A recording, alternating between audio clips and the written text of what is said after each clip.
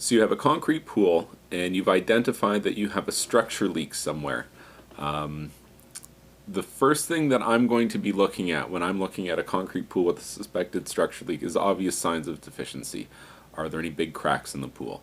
If there's big cracks going all the way through the deep end and down the long slopes of the pool, I mean, there's a good chance that you're going to be losing water through those. A concrete pool cannot have structural cracks. If you have structural cracks where water is escaping the system, that's a bad position to be in. Nobody really wants to be in that position. So in terms of testing, well, how do you test it? There's not a lot of definitive ways to test it, one of which is going to be using a dye test. And a dye test is not conclusive in even under ideal circumstances in most cases. You're probably going to have trouble dye testing the bottom of your swimming pool.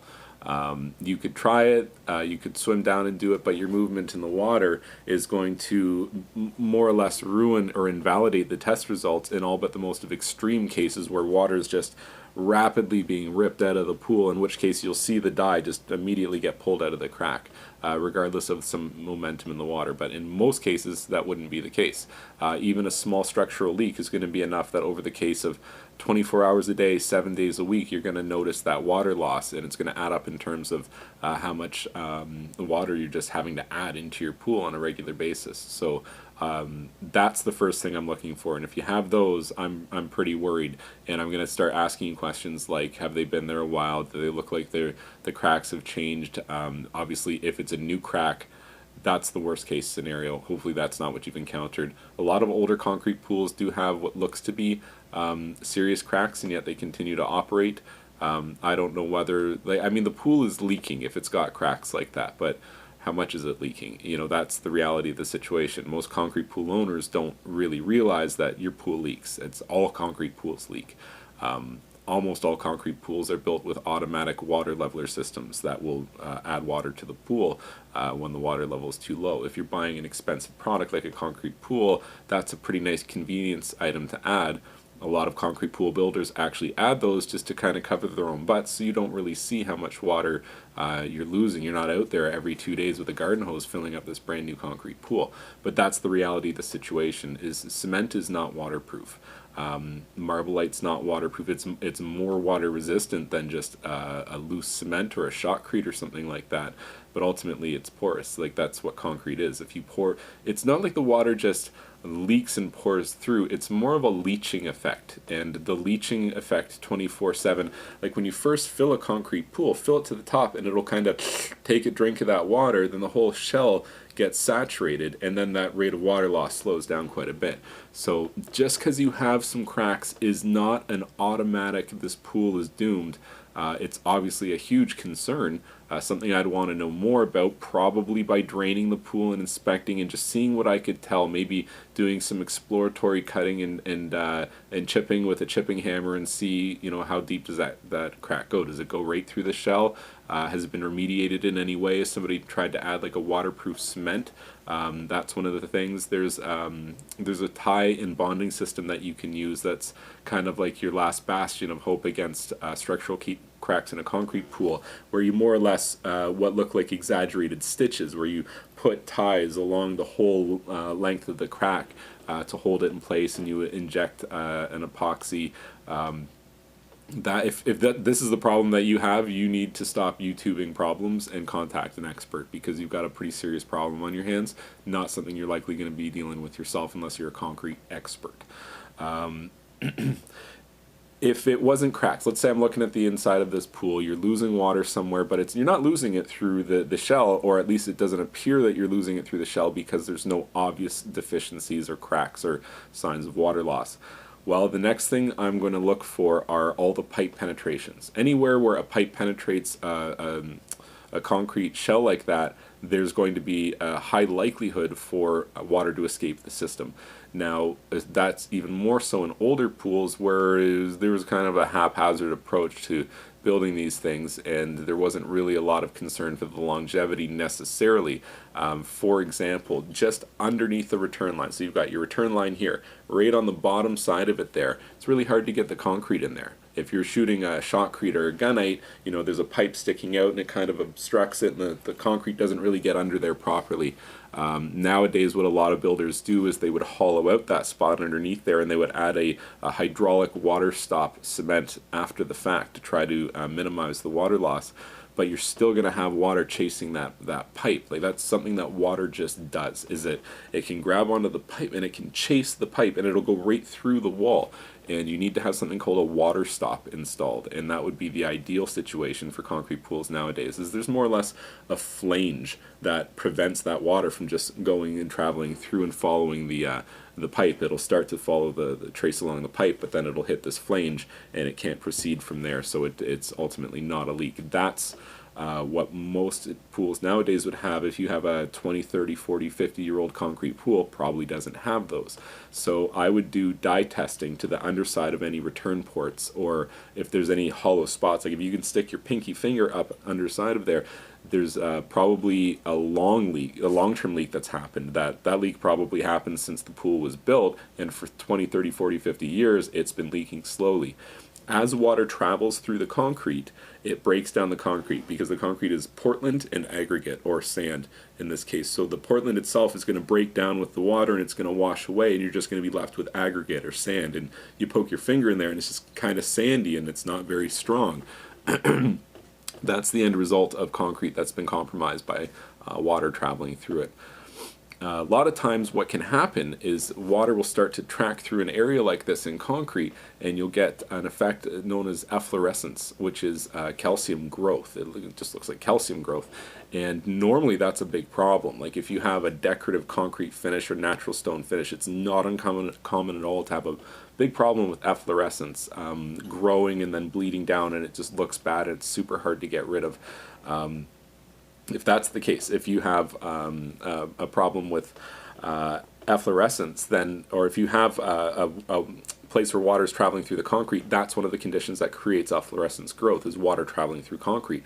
So a lot of times is the water will have temporarily been blocked by the growth of this efflorescence. And a lot of the old concrete builders, that's what they joke around about. Oh, it'll seal itself, don't worry about it. That's what they're referring to, is that efflorescence growth will occur in the areas where water is permeating the shell. And a lot of times that can be a saving grace for many years on the underside of a return port that wasn't necessarily packed properly with concrete. But one day, maybe, that concrete just erodes to the point where like big chunks fall out, and now there's a clear path for water to exit the structure. And that's exactly what would happen. So I would do a lot of dye testing. I would heavily scrutinize the underside of any return ports of a concrete pool that's suspected to have a structure leak. Another thing worth mentioning, concrete pool with a structure leak, always a concern is the hydrostatic relief valve. Hydrostatic relief valve is the one-way valve, the check valve, that's in the main drain in the bottom of the deep end. And what that does is that allows the swimming pool to balance itself with the water table surrounding it. Basically, without something like that in place, if the water table surrounding your pool were to rise, at the same time you were to lower the water level in your pool can lift out of the ground. That's something that can happen. And that hydrostatic relief valve is your primary line of defense against that in a concrete pool. In most cases, that hydrostatic relief valve is a mechanical valve. It's a spring, it's a piece of metal, and it can become obstructed with a piece of gravel. Let's say that water, it does its job. It opens for a second, some water from around the pool comes into the pool. You might see a little cloud of dirty water appear at the bottom of the deep end if you were to actually be fortunate enough to witness this happening. But in that process, sometimes a little piece of gravel gets stuck under there. And at a later point in time, when the water table has receded a little bit, now that check valve can't seal properly, and that's giving a pathway for the water to leave the pool.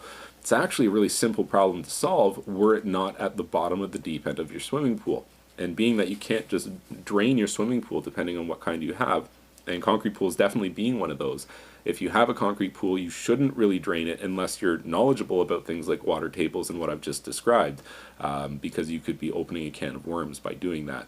But that is a potential candidate for an explanation for water loss out of the structure of a concrete pool is that hydrostatic relief valve might have a little piece of gravel that's obstructing it from closing properly. It could be that the mechanical spring that's down there after 20-25 years being on the bottom of a swimming pool has just deteriorated to the point where it doesn't work properly anymore, and it could have opened up and it's just stuck open, and if you poked it with your finger it might close suddenly, but again it's at the bottom of your pool and you'd have to swim down and remove the lid and do other stuff. So like in theory you get a diver goes down and he checks that for you to see if that's the problem.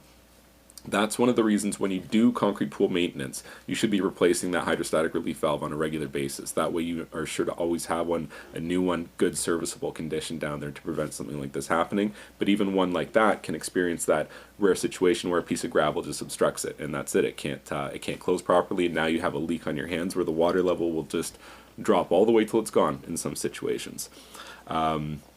Since we're talking about the hydrostatic relief valve down in the main drain, that's another thing. When you pour a concrete pool or you shoot a concrete pool, somebody needs to step that concrete in all the way around the main drain. Otherwise it kind of creates like a void pocket under there where the concrete's not as thick as it's supposed to be. In theory, that gets done every time. Somebody goes when there's enough concrete there and you step it into place and you use something, maybe your trowel or a float to vibrate the area, or maybe an actual vibrator to vibrate it, and to make that concrete just completely fill the area, no honeycombing or any problems like that. But that's not always what happened. So you could have a situation where the area around your main drain might be deteriorating because it has a slow leak that's been getting worse over time, and now it's to the point where it's quite noticeable. The problem is it's on the bottom of the swimming pool, so how do you deal with it? Basically, you have to drain the pool. You have to drain the pool to see if that's a likely candidate for this problem, or maybe have a diver go down and dye test it for some inconclusive results. For my money, I'd probably just drain the pool and get right in there, inspect it, and see what's going on. While the pool's drained, something that you would want to inspect is the equalizer line. There's a non-pressure line that goes from the sidewall of the main drain up to the skimmer. Basically, the skimmer has two ports on the bottom, usually, and one of those ports is non-pressurized, and it just runs in between the skimmer and the main drain. The function of that line is just to provide a pathway for water to get into the skimmer. Let's say that you were to let your water level in the pool drop 6 inches, and now it's below the mouth of the skimmer.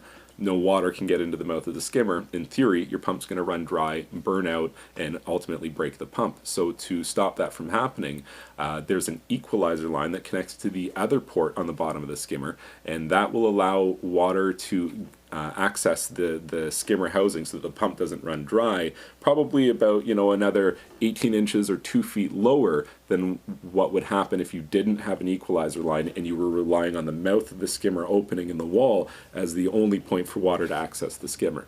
So that's what the equalizer port does, but it's kind of in a non-serviceable location. It connects from the underside of your skimmer to the side port of your main drain. I mean, how would you replace that? You wouldn't. And if you did a full renovation, let's say there was a full renovation of your pool that was done, if there was one thing that just kind of got ignored and nobody really did anything about it, nobody pressure tested it, nobody did anything, that's what it would be, it would be that equalizer line.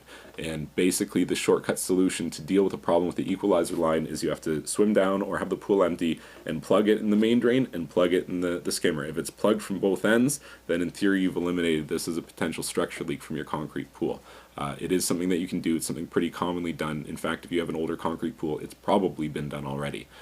So that would definitely be highly suspect for structure leaks in a concrete pool. Another one would be around the skimmer mouth itself. Quick and easy test would be, take something heavy like a heavy ring, or like a coin or something like that, and just tap. So reach into the skimmer mouth and tap downwards on the bottom of it. So when it gets installed, it should be vibrated thoroughly, that the concrete kind of comes up and completely fills the void underneath the mouth of the skimmer. And if that's the case, it should be solid sounding there, like you're tapping on the sidewalk. What usually happens is that that concrete didn't get set up into there properly. Somebody wasn't able to, in the heat of the moment, the day the concrete was poured, actually get in there and make sure it was done 100% right.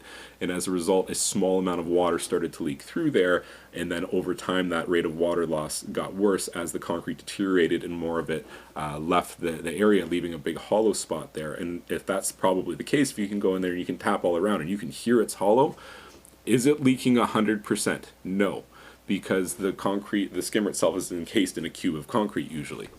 Could it be leaking? Yeah, it could be. I mean, it probably is.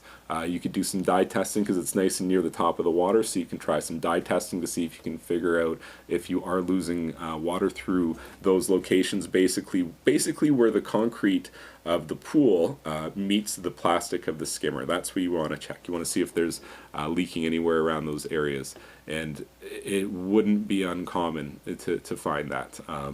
There's not a lot you can do about it. Hopefully that's not a situation you get in. This is one of the few times where maybe a little bit of a discrete bead of epoxy just where those two joints meet.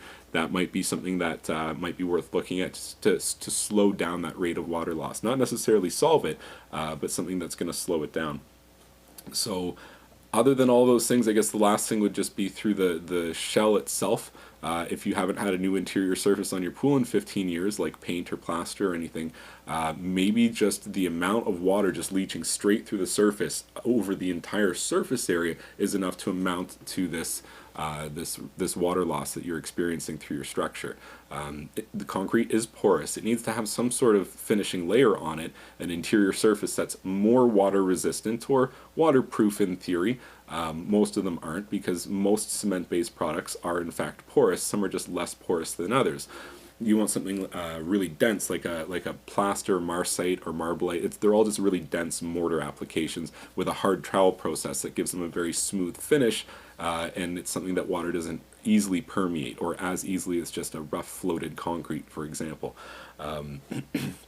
So that could definitely be the problem if you haven't redone the interior surface in a long time, or if let's say you've got large areas, especially around the top of the water line.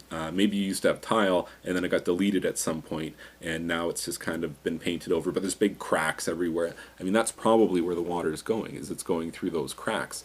Those are more or less the things that I'm going to be looking at if I'm introduced to a concrete pool with a suspected structure leak.